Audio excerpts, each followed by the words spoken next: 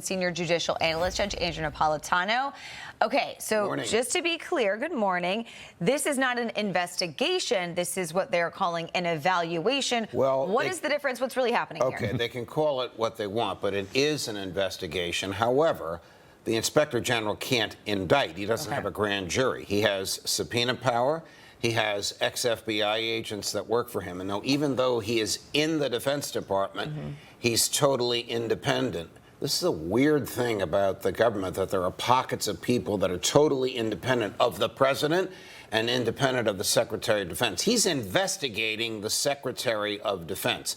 He's also investigating everybody that was used on there. When I say investigating them, he's investigating their use of this. What could he do? He could come out with a report saying they were sloppy, they were lazy, they didn't care. He could come out and say everybody does this and no harm, no foul, we don't do it anymore. He could come out with any kind of a report he wants. The most damaging thing he could do is say there was espionage here. Espionage is the failure to safeguard national security secrets that have been reposed in your hands for safekeeping. It's the rare federal crime you can violate with both intent and with negligence. All federal crimes except this one require intent, but you can do it negligently. Now, the DOJ has already said we're not going to charge. The FBI has already said we're not going to investigate. So theoretically, whatever he comes out with, unless there's a tremendous public uproar, it should end there. Yeah. Okay. It'll be interesting because obviously having worked in Washington, both involved in media and in government, everyone uses Signal. And reporters love it when government officials leak to them via Signal because it's a confidential, secured messaging app that even the Secret Service was saying back in the day, it's not been hacked. Well, boy, if somebody in that group, and between the three of us, we know all of them, if somebody in that group intentionally leaked to Jeff Goldberg, that person's out of a job. Now, to Goldberg's credit, people as conservative as Dick Cheney leaked to him intentionally during the buildup of the Afghan and Iraq war, so that left-wing publications like the Atlanta would be perceived as supporting it, and it worked in terms of the public attitude. So I can't predict where this is going to go. So I want to ask you about Judge Boasberg. So, of course, making headlines once again. Judge who?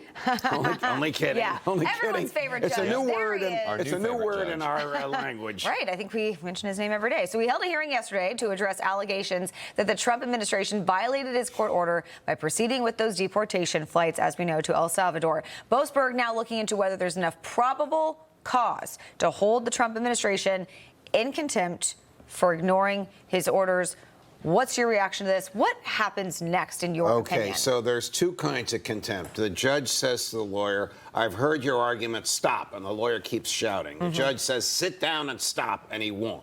That's contempt in the face of the court.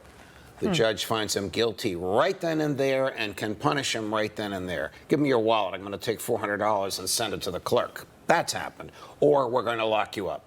This is not contempt in the face of the court. This is contempt outside the courtroom. Therefore, it has to be tried before another judge. Okay. Before it is tried, before it is even charged, Judge Boasberg has to find out if there's probable cause to believe that some human being in the government, having that order, do not deport these people, defied the order.